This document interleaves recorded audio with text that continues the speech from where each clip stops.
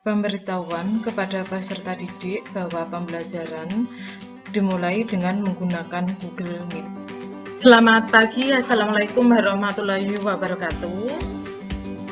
Waalaikumsalam warahmatullahi wabarakatuh. Iya, pada pagi hari ini kita akan mempelajari pelajaran bahasa Indonesia. Untuk pembelajaran kali ini kita masih melakukan pembelajaran secara daring karena memang masih dalam masa pandemi. Sebelum pembelajaran dimulai, silahkan langsung berdoa. Saya pimpin sendiri untuk berdoa kali ini biar prosesnya lebih cepat. Silahkan kalian berdoa menurut kepercayaan kalian masing-masing. Berdoa saya persilahkan. Nanti kita sudah lepas pembelajaran tentang teks anekdot, tentang teks hikayat. Hari ini nanti yang kita pelajari adalah tentang teks anekdot. Sebelum masuk ke dalam teks anekdot, tadi sudah melakukan presensi di dalam Google Classroom. Halo, sudahkah? Sudah melakukan presensi? Sudah? Iya, kalau belum silakan nanti presensi setelah pembelajaran melakukan di Google Meet. Ya. Hari ini nanti kita akan mempelajari teks anekdot. Sebelum mempelajari teks anekdot, ada baiknya kalau kita mengingat pembelajaran yang kemarin. Minggu kemarin kita sudah mempelajari.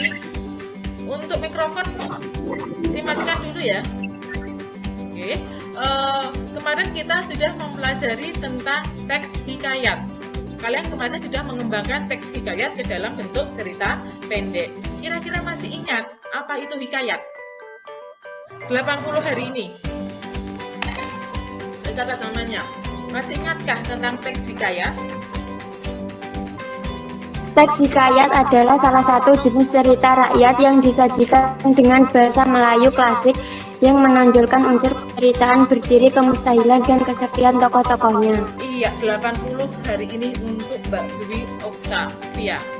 Ada 3 hal yang akan kalian lakukan. Yang pertama, kalian akan menganalisis struktur teks anekdot. Kemudian yang kedua yang akan kalian lakukan adalah menganalisis ciri kebahasaan yang ada di dalam teks anekdot. Kemudian yang ketiga, kalian menyimpulkan hasil dari analisis baik dari struktur dan kebahasaan yang ada di dalam teks anekdot. Kira-kira apa yang ada di dalam strukturnya? Kira-kira strukturnya lengkap atau tidak? Kira-kira ciri kebahasaannya lengkap untuk teks anekdot? Kira-kira mempunyai manfaat atau tidak? Lah, manfaat ketika kalian mempelajari teks anekdot ada 3 hal. Yang pertama, kalian bisa membuat sebuah cerita yang menarik. Dengan kalian mempelajari anekdot ini nanti, kalian dapat membuat cerita yang menarik, menghibur dan mengesankan bagi orang lain. Yang kedua, bisa menciptakan suatu sindiran kepada orang lain dalam bentuk cerita yang lucu. Contohnya apa? Ketika kalian ingin menyindir tentang sistem pemerintah yang ada di Indonesia, mungkin tentang orang-orang yang sedang korupsi, kalian bisa menyindir kondisi seperti itu dengan apa? Bukan secara langsung, tetapi kalian bentuk berubah ke dalam sebuah cerita.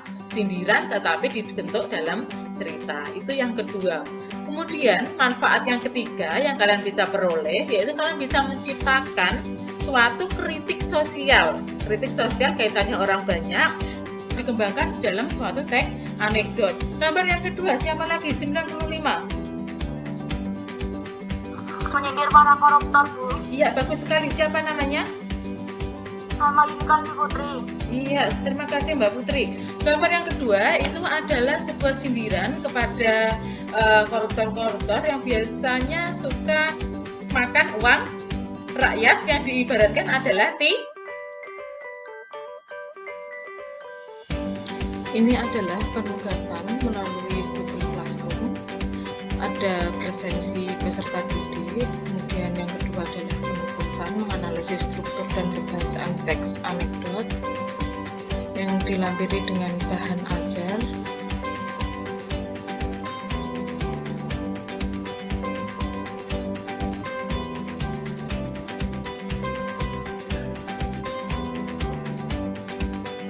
Kemudian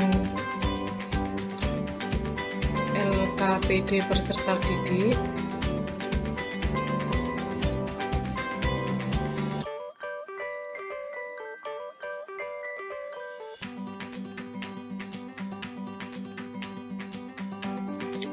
Ini adalah daftar pembagian kelompok untuk materi menganalisis struktur dan kebahasaan teks anekdot kelas 10-4.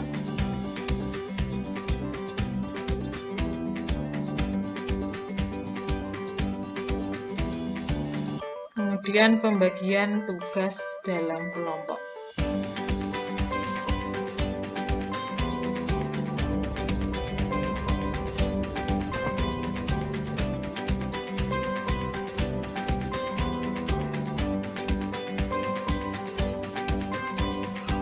Untuk acara berikutnya yaitu adalah presentasi hasil dari diskusi.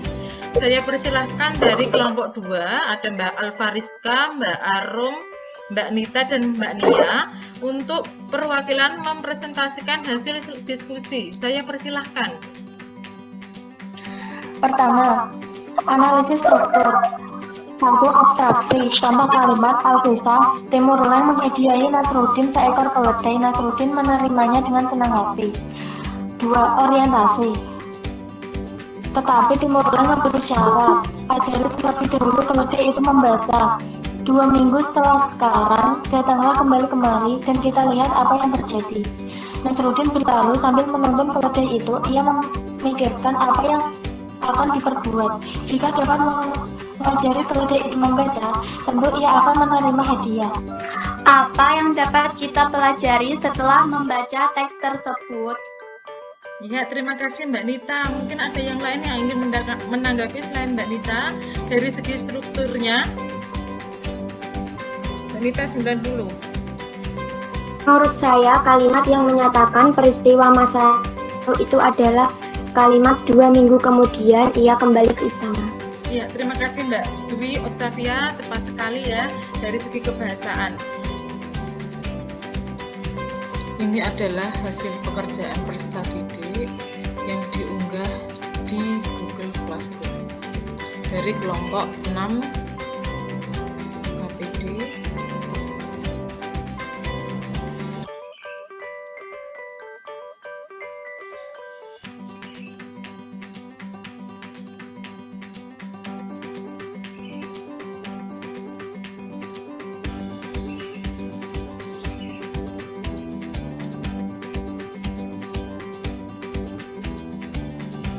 Ini adalah kegiatan penutup melalui aplikasi Google Classroom yang berisi tentang simpulan hasil pembelajaran, kemudian pemberian penguatan kepada peserta didik, dan penutup dengan berdoa.